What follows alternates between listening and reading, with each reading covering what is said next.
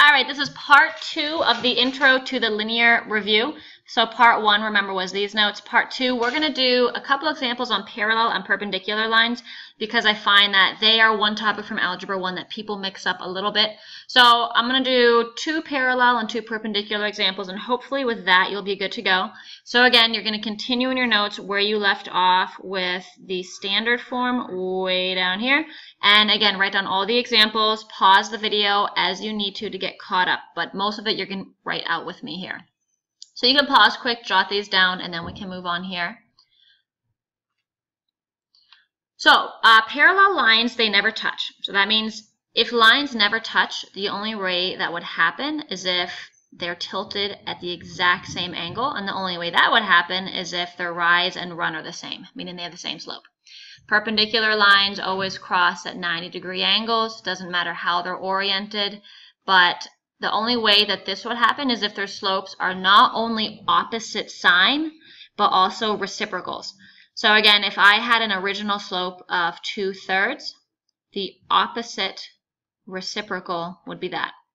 If I had an initial slope of -2, the opposite reciprocal would be positive 1/2. Like that. And one more quick, if I had an original slope of 1/3, the opposite reciprocal would be -3/1 technically, but you don't have to put over 1. So jot that down so you remember it. Our first example here, we have this line, -5/4 x minus 1.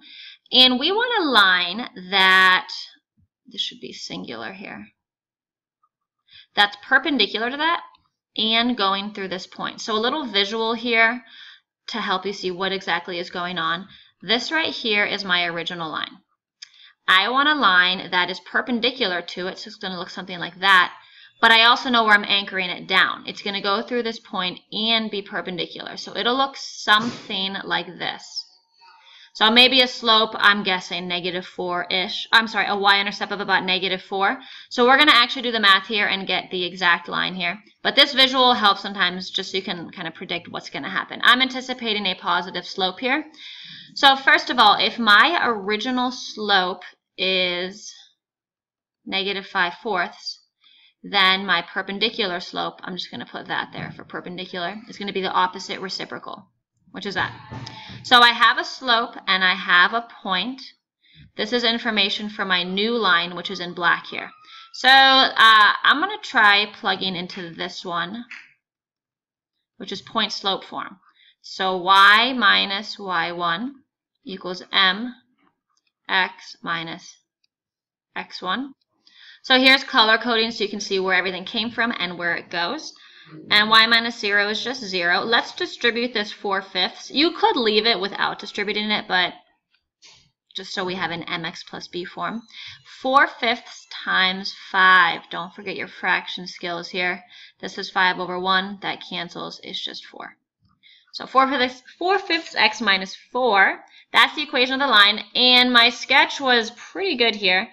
It does have a y-intercept of -4, and it does go up 4 and over 5. So that's the equation of the line. I'm sorry, that's the graph of the line, or the perpendicular one. All right, cool. Let's do the same exact problem. We're starting with the same line and the same point, but this time I want a line parallel to my original and going through that point. So instead of it being perpendicular, I still have my same original line. And it's still going to go through this point, but it's going to be parallel. So this is a horrible parallel line here, but oh my god, this is really hard to draw. Something like that. Obviously, that's not perfect, but it'll be something like this. I'm anticipating a negative slope here because it's still sloping down. So let's go ahead and graph it. The y-intercept is around somewhere between 4 and 6. Maybe it's exactly 5. Let's see. This is my original slope, -5/4. Parallel lines have the same slope, so the slope of the parallel line, that means parallel, is going to be the same exact thing. I have a point xy of 5, 0. This time I'll use y equals mx plus b, just so we can be practicing everything. So I'm going to plug in for y, which is 0, equals mx plus b. Let's solve for b. 0 equals -5/4 times 5. That's -25/4, because this is over 1, you multiply across. If I add 25/4 to each side, to get it on the other side, I have my b. So the slope of the parallel line is negative 5/4 x plus 25 over 4. I just turned my y-intercept into a decimal for a second. It goes into it evenly 6 times with one more left over, which is 0.25. So as you can see, my parallel drawing was way off because the y-intercept is actually 6.25, which would be like up here. And it would go more like that. Okay, that's a little bit better. Whoop. So there's my parallel line. They never touch. And this one was my perpendicular line. And they did touch one time. All right, let's do one more quick of each here. So here's one last graph. This is a good one. This is my original. This is the parallel one. This is the perpendicular one. All right, so I'm going to do one more parallel example, one more perpendicular example here. For the perpendicular one, I'm not going to do a visual for each because your goal is to be able to do this without the visual, but it does help the first time when you're refreshing it. So I have an x and a y. I have my original line here, and I want a line perpendicular to that going through this point. So here's my original slope. So my perpendicular slope is opposite reciprocal. So pause the video, write down the original problem, and get up to this point here.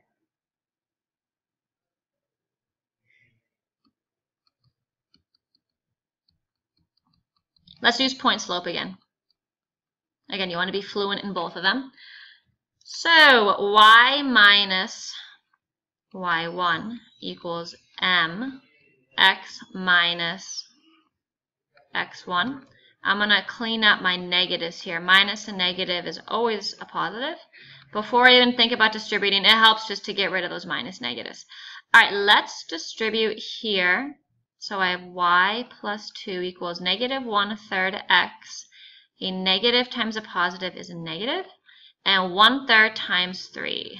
Again, some of you can see this real quick without doing this, but bam, it's just 1.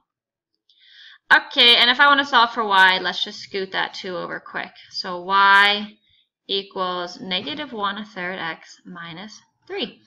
So here's my original, and here's my perpendicular. One more. So get this last one jotted down, the original problem. Pause if you need to, and then we'll do this one together. This was one where I have a parallel line this time. I have a different example here. Here's my original slope.